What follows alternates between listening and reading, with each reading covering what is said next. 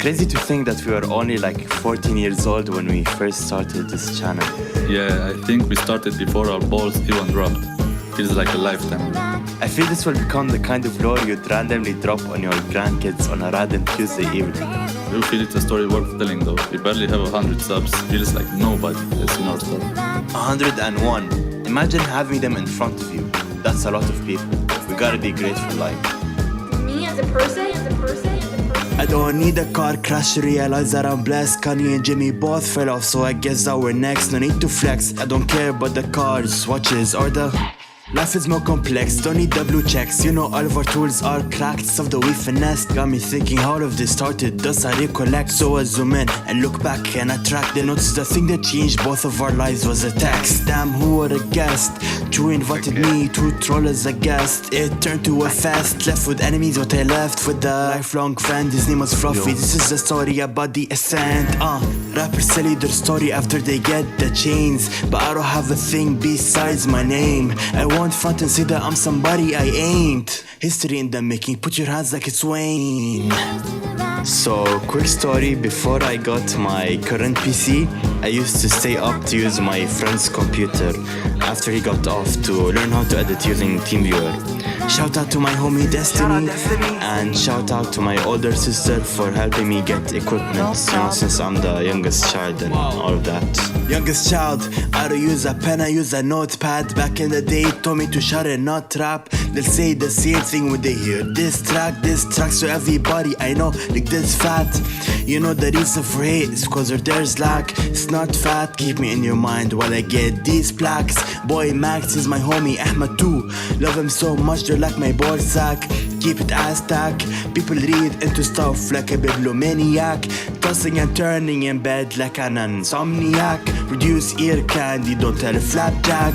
Mind full of thoughts, I need me another luggage bag. They ask why I'm flexing about stuff that I don't have. I reply, so when I do get it, I don't brag. Report a homicide, I just killed this track. Warrior on his jumpsuit, this is subliminal. Killing them with these synonyms. Feeling myself like I'm Eminem. About to get enemy, mini-me's. Feel I got so many enemies, but it's just me. Boy, I don't got the energy. Feeling crazy like Kanye when I drink some Hennessy. Name one homie that's as hot as me. Possibly the next great thing, call me Ali.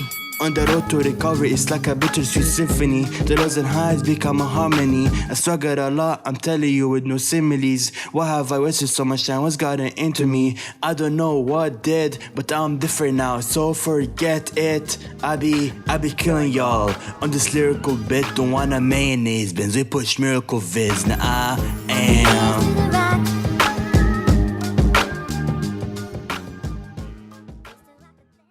Okay, here's how it goes. I met Chewie in a friend's Discord server where I was a mod in, and I guess we talk in the server, and from time to time they asked me to unmute him after committing shenanigans. Though at that time I was on a different friend's Discord server where I once invited Chewie, and we would troll them very often, and at some point he invited you, which formed like a 3-man ultimate troll team, you know.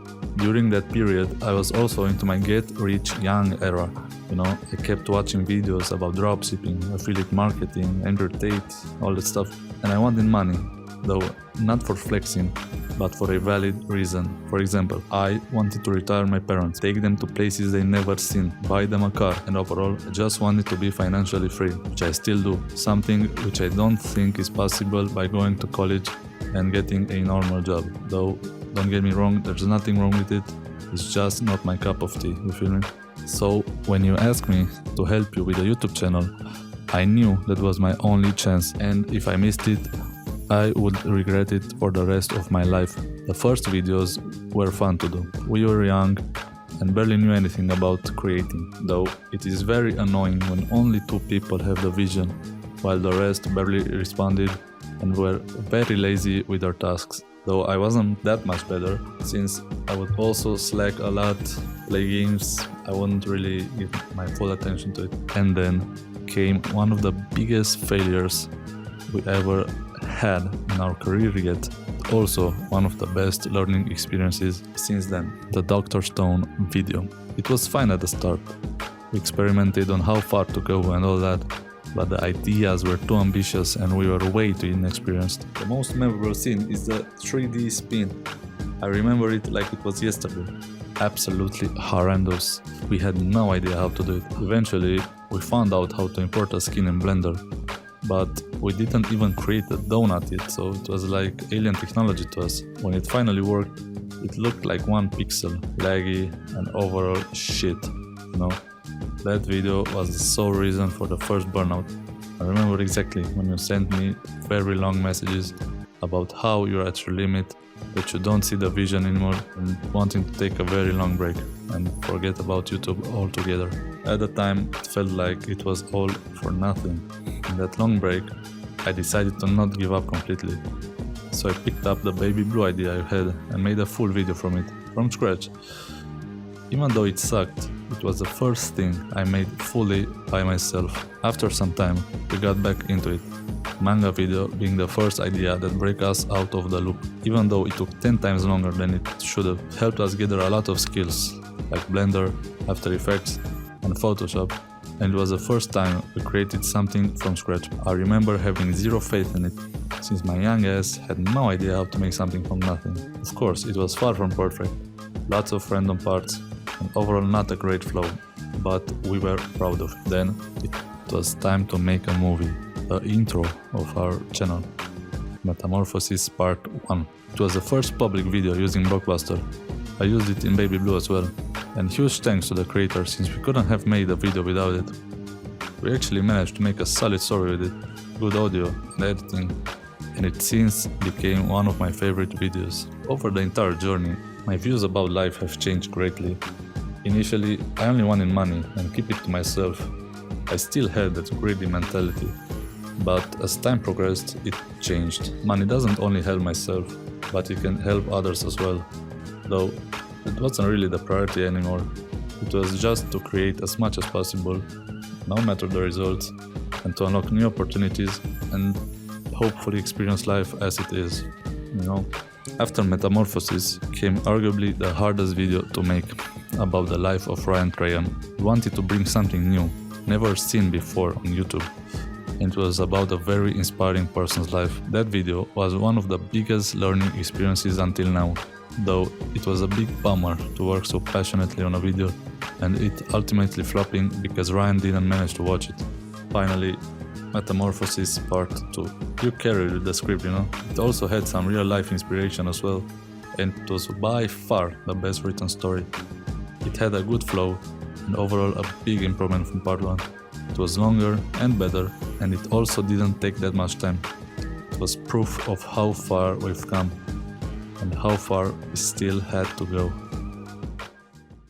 And I pray to God to help me to write it, you know, and sometimes I would think, man, well, maybe I should just sell this beat. Maybe it's too good for me. Maybe I shouldn't try to rap anymore. Maybe I should let them just, you know, kill my dreams. And at nighttime, just to go to sleep at night, I had to sit up there and just be like, man, I know I can do it, and build it up within myself. I build a force field around myself and a confidence and an arrogance that when I walk into the office, you can't tell me shit. My shit is hot. Fuck you. You don't know. You don't know. You know what?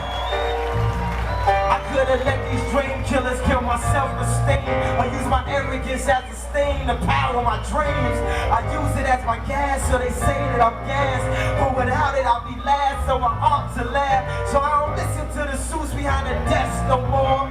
You niggas wear suits cause you can't dress no more. You can't say shit to Kanye West no more. I rock 20,000 people, I was just on tour.